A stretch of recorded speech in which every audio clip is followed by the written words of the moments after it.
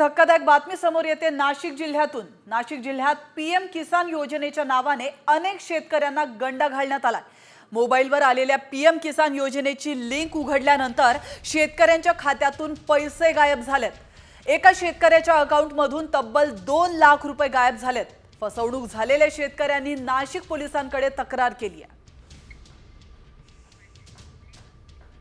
APK PM किसान योजना .apk. जसे click केली की त्याच्या मागे हिडन किंवा एक लपवलेला प्रोग्राम असतो, SMS फॉरवर्डिंग करतो तो। आणि मग तिकडे बसलेले जे फ्रॉडस्टर आहेत ते काय करतात, तुमचे जे डेबिट कार्ड क्रेडिट कार्ड तुमचे जे आहेत त्याच्यावर ते पर्चेसिंग करतात आणि त्याचा जो OTP येतो तो OTP त्यांना परस्पर मिळतो आणि त्या OTP आला की त्या OTPद्वारे ते पैसे काढून घेतात। मला एक PM किसान म्हणून एक लिंक आली होती, ती क्लिक केल्या माझा मोबाईल हँग झाला। हँग झाल्याच्या नंतरून डायरेक्ट माझ्या अकाउंटवर होते 2.5 लाख रुपये। त्याच्यातले एकदा 99,000 रुपये गेले, एकदा 99,900 रुपये कट झाली।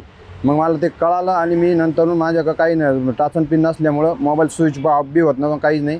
मग नंतर मी काट्याने ते सिम कार्ड काढलं, तेव्हा बाकीचे 50,000 रुपये वाचले।